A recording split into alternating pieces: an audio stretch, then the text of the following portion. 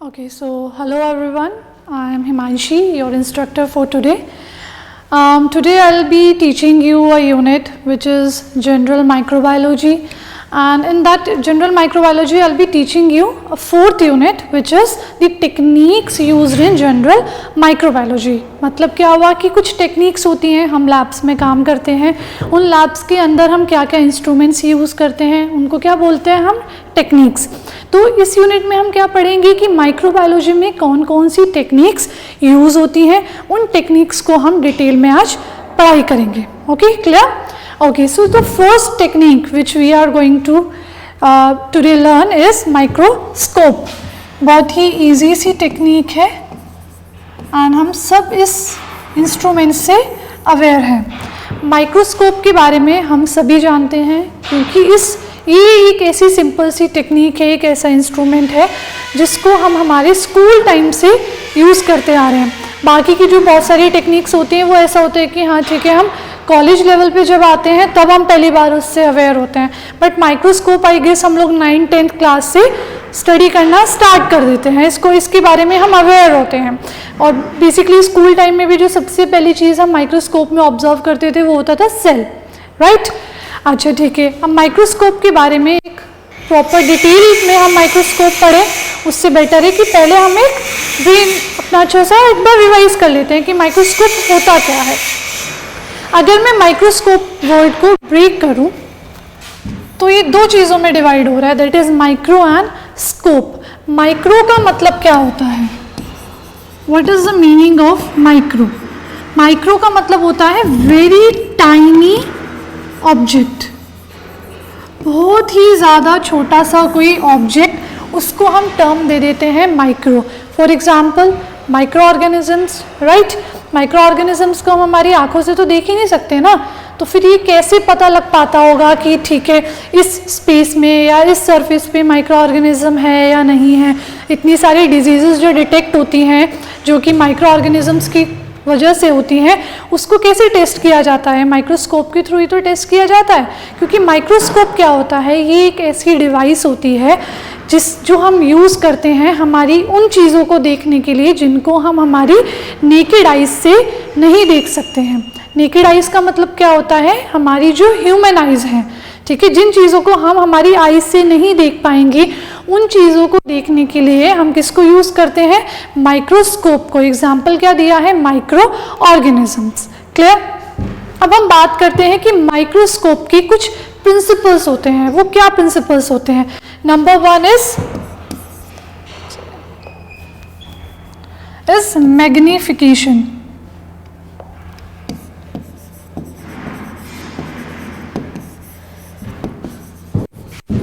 What is magnification? Magnification होता क्या है? अब अगर मैं देखो हर वर्ड को हम अगर हमें अच्छे से उसको लर्न करना है तो अगर हम उसको ब्रेक कर देंगे तो ब्रेक करके वो बहुत ईजिली हमें समझ में आ जाता है. मैग्निफिकेशन को अगर मैं वर्ड इसको ब्रेक कर दूँ मतलब मैग्नी यानी कि मैग्नीफाई कर देना, राइट? मैग्नीफाई का मतलब क्या होता है? जूम कर देना किसी चीज़ को, यानी कि किसी चीज़ को बड़ा करके देखना. उसको हम क्या बोलते हैं कि हम उस पर्टिकुलर चीज़ को मैग्नीफाई करके देख रहे हैं ताकि हम उसको अच्छे से देख सकें. जो ये माइक्रो ऑर्गेनिजम्स होते हैं ये बहुत छोटे होते हैं. अब क्या करता है माइक्रोस्कोप? इन माइक्रो ऑर्गेनिजम्स को मैग्नीफाई करके बड़ा करके हमें दिखा देता है जिसकी वजह से हम उस ऑर्गेनिज्म को देख पाते हैं. इसलिए ये एक प्रिंसिपल होता है हमारा माइक्रोस्कोप का. यानी कि एक अच्छे माइक्रोस्कोप की क्या पहचान होगी कि वो उसके अंदर मैग्निफिकेशन अच्छी लेवल की होनी चाहिए कि वो हमें अच्छे से मैग्नीफाई करके हमें चीज़ों को दिखा सके.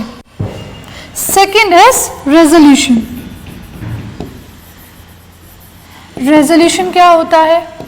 आजकल आप सब लोग अवेयर होंगे, फ़ोन पे हम ये देखते हैं कि इतना मेगापिक्सल का कैमरा होना चाहिए, इतना मेगापिक्सल का कैमरा होना चाहिए. क्यों उसका कैमरा इतना अच्छा होना चाहिए? क्योंकि यानी कि जब हम किसी इमेज को अगर जूम करके देख रहे हैं तो आपने ऐसे सुना होगा कि वो फिर ब्लर होने लग जाती है एक पॉइंट के बाद, है ना? ऐसे बोल देते हैं कि इसकी पिक्सल सब ख़त्म होने लग गए हैं. मतलब एक लिमिट तक ही हम एक चीज़ को जूम करके देख पाते हैं, उसके बाद वो ब्लर होने स्टार्ट हो जाती है, हमें वो इमेज अच्छे से नहीं दिखती है.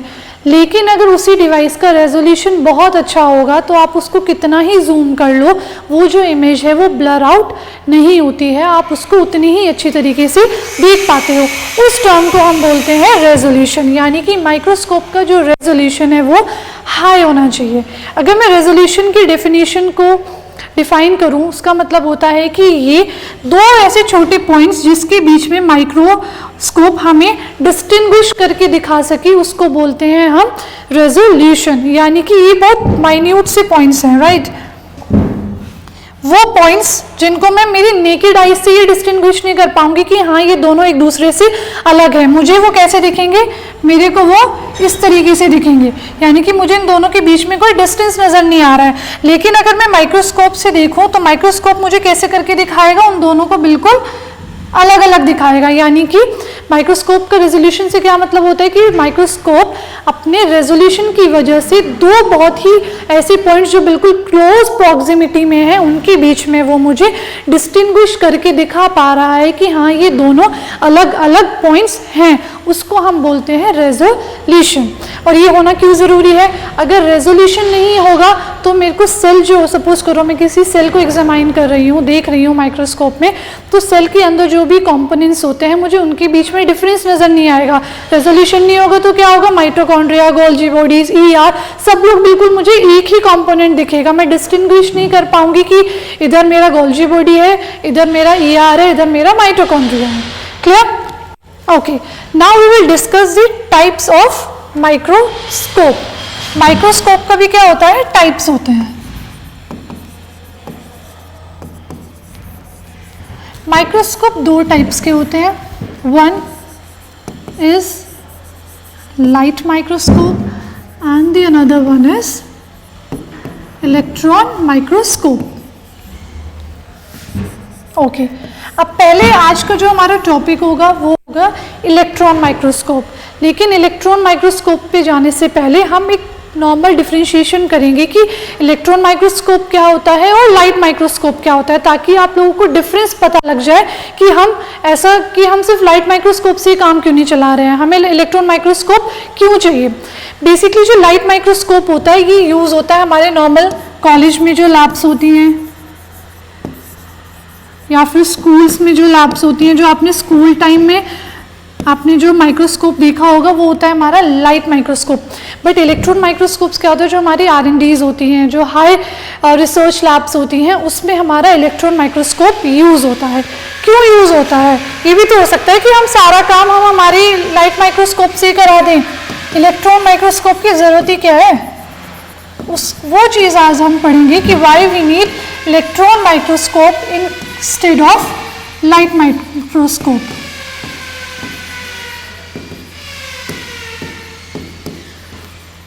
द थिंग इज कि अभी हमने थोड़ी देर पहले रेजोल्यूशन की बात की थी। रेजोल्यूशन हमें पता है क्यों ज़रूरी है, क्योंकि अगर रेजोल्यूशन नहीं होगा तो हमें कंपोनेंट्स के बीच में डिफरेंस दिखाई नहीं देगा। ओके, अब लाइट माइक्रोस्कोप और इलेक्ट्रॉन माइक्रोस्कोप में जो सबसे बड़ा डिफरेंस होता है वो रेजोल्यूशन का ही होता है।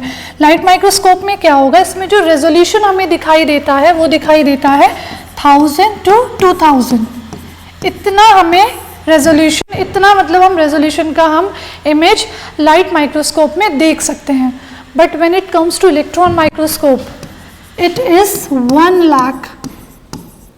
आप यहीं से देख सकते हो कितना ह्यूज डिफरेंस है हमारे लाइट माइक्रोस्कोप और इलेक्ट्रॉन माइक्रोस्कोप में। यानी कि कहाँ एक लाइट माइक्रोस्कोप सिर्फ 1000 to 2000 तक का रेजोल्यूशन दे रहा है, कहाँ एक इलेक्ट्रॉन माइक्रोस्कोप आपको 1 लाख तक का रेजोल्यूशन देगा। It is a very huge difference. तो जो मेन डिफरेंस होता है वो रेजोल्यूशन का होता है। इलेक्ट्रॉन माइक्रोस्कोप अगर हमें कोई, जैसे मैंने क्या बोला था कि हम जब एक हाई लेवल की रिसर्च लैब्स में जाते हैं वहाँ पे हमारा इलेक्ट्रॉन माइक्रोस्कोप होता है, क्योंकि हमें वहाँ पे बहुत सारे डिजीज़ेस को स्टडी करना होता है, हमें बहुत सारे वायरसेस को स्टडी करना होता है, जो कि हमारा एक नॉर्मल जो लाइट माइक्रोस्कोप है वो कैप्चर उसको नहीं कर पाएगा, इसलिए हमें इलेक्ट्रॉन माइक्रोस्कोप की नीड होती है। ओके, अब क्या होगा, इलेक्ट्रॉन माइक्रोस्कोप, अभी अगर हम इलेक्ट्रॉन माइक्रोस्कोप यूज़ कर रहे हैं तो उसमें कुछ अलग ऐसी चीज़ें होंगी जिसकी वजह से वो हमें इतना हाई रेजोल्यूशन दे पा रहा है, मतलब उसके जो कंपोनेंट्स होंगे वो लाइट माइक्रोस्कोप से तो कम ही होंगे, उसके जितना तो होंगे नहीं, उससे तो थोड़ा डिफरेंस होगा। वो जो डिफरेंस होता है वो होता है सोर्स का। इलेक्ट्रॉन में क्या होता है, बेसिकली ये इलेक्ट्रॉन है हमारा, सॉरी माइक्रोस्कोप है, सपोज करो ये एक माइक्रोस्कोप है, ठीक है। इधर एक स्पेसिमेन रखा हुआ है, इधर से क्या होता है एक सोर्स आती है लाइट की, किसी भी चीज़ के XYZ की सोर्स आएगी जो कि हमारे स्पेसिमेन को जाके हिट करती है। जब तक कि ये सोर्स हमारे स्पेसिमेन को हिट नहीं करेगी, यहाँ पे जो हमारा ऑब्जेक्टिव लेंस होता है वो इमेज को कैप्चर नहीं करेगा। इधर ऑब्जेक्टिव लेंस होता है, इधर ये हमारा क्या होता है आईपीस लेंस, और इधर हमारा होता है कंडेंसर लेंस।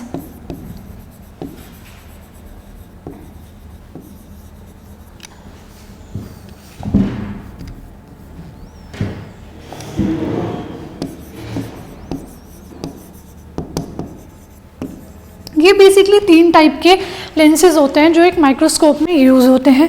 कंडेंसर लेंस का वर्क क्या होता है, ये क्या करता है, यहाँ से जो हमें सोर्स मिल रही है, एक लाइट की जो सोर्स मिल रही है, कंडेंसर लेंस का वर्क होता है उस सोर्स को स्पेसिमेन पे जाके हिट कराना या फोकस कराना।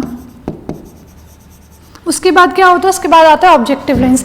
जैसे ही कोई लाइट सोर्स स्पेसिमेन को जाके हिट करती है, स्कैटरिंग होती है, लाइट की स्कैटरिंग होती है, यानी कि लाइट जब हिट करेगी तो वहाँ से फिर जाके आगे जाके वो बिखर जाती है। ऑब्जेक्टिव लेंस का क्या वर्क होता है कि यहाँ से जो लाइट ऐसे से बिखरेगी उसको वो क्या करेगा, फोकस कराएगा, एक नैरो बीम बनाएगा, उस नैरो बीम को जाके वो हमारा आईपीस लेंस पे जाके फोकस कराता है, जिससे हमें जो इमेज है वो क्लियरली विजिबल हो पाती है। ये हमने अभी फंक्शंस होते हैं हमारे लेंसेज के। ओके, अब इसमें क्या होता है, इसमें जो हम यहाँ पे लाइट सोर्स की हम बात कर रहे हैं, हमारा जो लाइट माइक्रोस्कोप होता है इसमें सोर्स होती है लाइट। क्या होगी सोर्स, इसमें हमारी होगी light. But in case of electron microscope, यहाँ पे वर्ड में ही हमारे नाम में ही लिखा हुआ है इलेक्ट्रॉन, तो इसमें जो हमारी सोर्स होगी that will be electron. Clear, इसमें क्या हमारी सोर्स होगी, इसमें होगी हमारी सोर्स लाइट, जो नॉर्मल हमारे सराउंडिंग्स में लाइट होती है वो यूज़ होगी। आपने देखा होगा लैब में, जब आप अपने कॉलेज लैब में माइक्रोस्कोप देखते हो तो उसमें कोई बाहर से थोड़ी ना हम लाइट देते हैं, जो हमारे एनवायरनमेंट की जो लाइट होती है हम वही यूज़ करते हैं। लेकिन इलेक्ट्रॉन माइक्रोस्कोप में क्या होगा, यहाँ पे हम जो सोर्स यूज़ करते हैं वो इलेक्ट्रॉन्स को यूज़ करते हैं। आई होप आपको ये क्लियर हो गया होगा। अब इसके बाद जो डिफरेंस आता है वो आता है ग्लास स्लाइड का।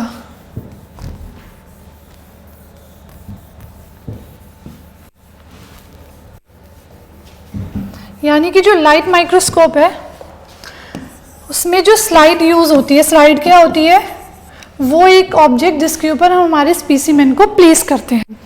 लाइट माइक्रोस्कोप के केस में हम ग्लास स्लाइड को यूज करते हैं। आपने देखा होगा ना, जब आप लैब में वर्क करते हो, एक छोटी सी ऐसे ट्रे टाइप चीज़ होती है जिसके ऊपर हमारे स्पेसिमेन को रख देते हैं, तो वो ग्लास से बनी हुई होती है। But in case of electron microscope it is metal slide. Electron microscope में हम जो स्लाइड बनी हुई होती है वो मेटल की बनी हुई होती है। अच्छा, अब जो दूसरा डिफरेंस दोनों के बीच में होता है वो होता है स्पेसिमेन का। लाइट माइक्रोस्कोप में क्या होता है, इसमें जो स्पेसिमेन यूज होता है that is a living cell और अ लिविंग स्पेसिमेन, यानी कि जो माइक्रो ऑर्गेनिज्म होगा वो लिविंग होगा, अगर सेल यूज कर रहे हैं तो वो लिविंग होगी। बट इलेक्ट्रॉन माइक्रोस्कोप के केस में आपका जो स्पेसिमेन होगा it has to be dead. अगर उसके अंदर लाइफ है तो हमारा जो इलेक्ट्रॉन माइक्रोस्कोप है वो उसको कैप्चर नहीं कर पाएगा, उसकी इमेज वो नहीं हमें बना के दे पाएगा। इसलिए जो स्पेसिमेन है उसका डेड होना कंपल्शन है in case of electron microscope. Clear? Okay, अब हमने जो बेसिक डिफरेंसेस होते हैं वो हमने लाइट माइक्रोस्कोप और इलेक्ट्रॉन माइक्रोस्कोप के बीच में पढ़ लिए हैं। एक और बचा है दैट इज द एनवायरनमेंट, कि कैसे एनवायरनमेंट में हमारा स्पेसिमेन रखा हुआ होना चाहिए। In case of light microscope आप उसको ओपन रख सकते हो, but in case of electron microscope आपका जो एनवायरनमेंट है वो वैक्यूम होना चाहिए। अब वैक्यूम क्यों होना चाहिए? क्योंकि इसमें हम क्या यूज़ कर रहे हैं, इसमें हम यूज़ कर रहे हैं इलेक्ट्रॉन्स को। अगर इलेक्ट्रॉन्स नहीं होंगे तो क्या होगा कि हमारा जो अगर इलेक्ट्रॉन्स होंगे तो इलेक्ट्रॉन्स को क्या होगा, अगर हम उसको ऐसे ही ओपनली रख देंगे तो क्या होगा कि वो ऐसे इधर उधर स्कैटर हो जाएंगे, हम उनको फोकस नहीं कर पाएंगे। तो क्या होगा, इधर जो एनवायरनमेंट है वो कैसा होना चाहिए, वैक्यूम, और इधर जो एनवायरनमेंट है वो कैसा होना चाहिए, ओपन। आई होप आपको जो बेसिक डिफरेंस होता है light microscope and electron microscope में वो बहुत अच्छे से क्लियर हो गया होगा। अब इसके बाद हम लोग डिस्कस करेंगे types of electron microscope. Electron microscopes के कितने टाइप्स होते हैं?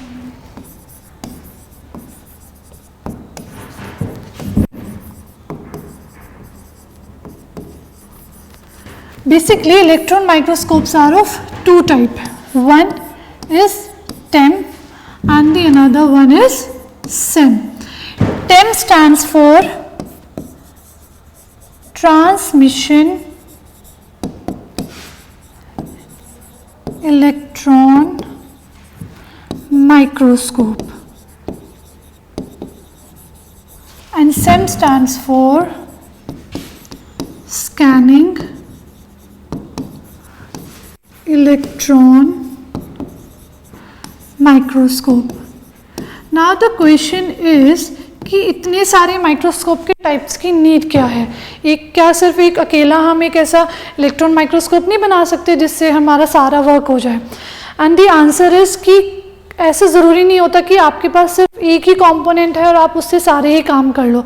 अगर आपके पास सिर्फ एक स्किल होती तो क्या आप सभी चीज़ें उससे कर पाते? अगर आपके पास सिर्फ आइज़ होती तो क्या आपकी और बाकी कोई सेंस ऑर्गन्स नहीं होते तो क्या आप वर्क कर पाते? ऐसा नहीं है पॉसिबल। इसीलिए क्या होता है कि हर वर्क को फुलफिल करने के लिए हमें अलग अलग टाइप की क्वालिटीज़ चाहिए होती हैं। अब वो क्वालिटीज़ के बेसिस पे हमें उसके टाइप्स बनाने पड़ते हैं। सपोज करो मुझे सिर्फ 3D इमेज देखनी है, तो वो 3D इमेज देखने के लिए ज़रूरी नहीं है कि मेरा एक माइक्रोस्कोप मुझे 2D इमेज भी दे दे और 3D इमेज भी दे दे। इसलिए हमें हर एक जितने भी इंस्ट्रूमेंट्स होते हैं उनकी इस वजह से कुछ कुछ टाइप्स बन पाते हैं। अब जो सेम और टेम में जो एक डिफरेंस आता है वो क्या आता है? चलिए यहाँ पे हम लिखते हैं टेम, यहाँ पे हम लिखते हैं सेम। टेम और सेम में जो पहला डिफरेंस है that is the image dimension. जो टेम होता है वो हमें सिर्फ 2 डायमेंशनल इमेज देता है, but in case of same ये हमें क्या करेगा, ये हमें 3 डायमेंशनल इमेज देगा। You all must be aware about what is 3 dimensional and what is 2 dimensional। सब हम पढ़ते हैं ना 2D 3D, आजकल मूवीज़ भी चल रही हैं। अगर हमें बहुत अच्छे इफेक्ट से देखना होता है, मतलब अगर हमें ऐसे देखना है कि हर चीज़ हमारे आसपास हो रही है तो हम क्या करते हैं, हम मूवी 3D में देखते हैं। बट अगर हमें नॉर्मली देखना है कि यहाँ सामने कुछ चल रहा है तो हम क्या प्रेफर करते हैं, 2D। तो ये एक डिफरेंस होता है सेम एंड टेम में। जो दूसरा डिफरेंस होता है वो होता है इलेक्ट्रॉन की पेनिट्रेंस।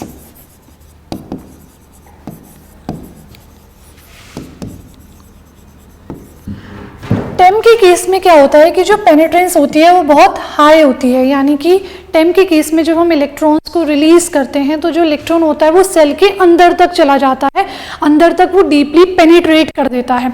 But in case of same electrons क्या करते हैं, वो सिर्फ सरफेस तक जाते हैं, यानी कि वो क्या करेंगे, सिर्फ सरफेस को जाके हिट करके वहाँ पे स्कैटरिंग हो जाएगी और उससे हमें इमेज मिल जाएगी। इससे क्या पता लगता है कि सेम को हम कब यूज़ कर सकते हैं, जब हमें सिर्फ सरफेस को स्टडी करना हो।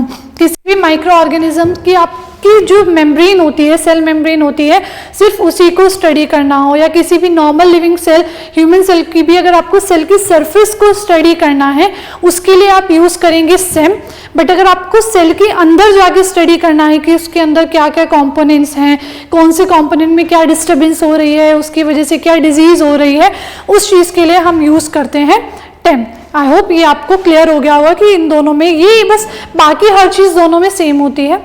जो ओनली जो सिर्फ एक दो डिफरेंस होते हैं वो होते हैं कि टेम हमें क्या करेगा, ये 2D देगा और ये हमें 3D इमेज देगा। उसके अलावा जो इलेक्ट्रॉन की जो पेनिट्रेंस होती है वो टेम में अंदर डीपली होती है, बट सेम के केस में हमें सिर्फ इसको हम यूज़ करते हैं अगर हमें सिर्फ इसकी स्टडी करनी है, क्योंकि इसके अंदर इतनी पावर नहीं होती है कि इलेक्ट्रॉन सेल के अंदर जाके पेनिट्रेट कर सके। ये थे हमारे टाइप्स। अब हम एक बेसिक फंक्शनिंग पढ़ेंगे कि इलेक्ट्रॉन माइक्रोस्कोप की फंक्शनिंग कैसी होती है। अगर मैं एक माइक्रोस्कोप बनाएं, ये हमारा माइक्रोस्कोप होगा, ठीक है, इधर हमारे लेंसेज होंगे जो कि होगा हमारा आईपीस लेंस, यानी कि जिससे हमें दिखाई देगा। उसके बाद इधर से क्या होती है, एक इधर ना ऐसे कॉइल लाइक स्ट्रक्चर बना हुआ होता है, इसको हम बोलते हैं टंगस्टन, जो कि क्या प्रोवाइड कराता है हमें, इलेक्ट्रॉन्स। हमें इलेक्ट्रॉन्स की भी तो सोर्स चाहिए होगी, तो वो सोर्स हमें कहाँ से मिलती है, टंगस्टन से। इसके बाद इसको मैं थोड़ा ऊपर लिख देती हूँ,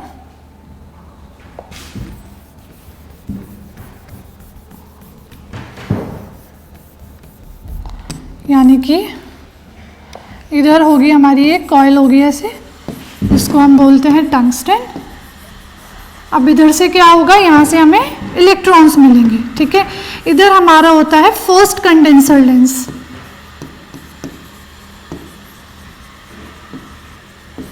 ये लेंस क्या करेगा, यहाँ से जो इलेक्ट्रॉन्स निकल रहे हैं उनको एक फोकस कराएगा इधर जो हमारा स्पेसिमेन रखा होगा उसके ऊपर। उसके बाद क्या होगा, इधर हमारा रखा होता है सेकेंड कंडेंसर लेंस।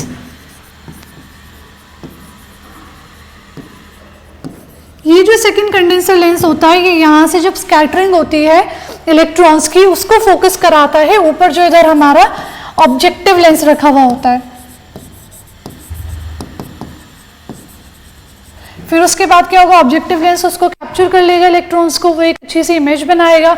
उसको जो इधर हमारे आईपीस लेंस होते हैं उसके थ्रू फिर हम उसको विजुअलाइज कर पाते हैं। इस तरीके से हमारा जो इलेक्ट्रॉन माइक्रोस्कोप होता है वो वर्क करता है। आई होप आपको समझ में आ गया होगा कि इलेक्ट्रॉन माइक्रोस्कोप क्या होता है, इसके कितने टाइप्स होते हैं, लाइट माइक्रोस्कोप और इलेक्ट्रॉन माइक्रोस्कोप में डिफरेंस क्या होता है, और एक बेसिक फंक्शनिंग क्या होती है इलेक्ट्रॉन माइक्रोस्कोप की। Thank you very much.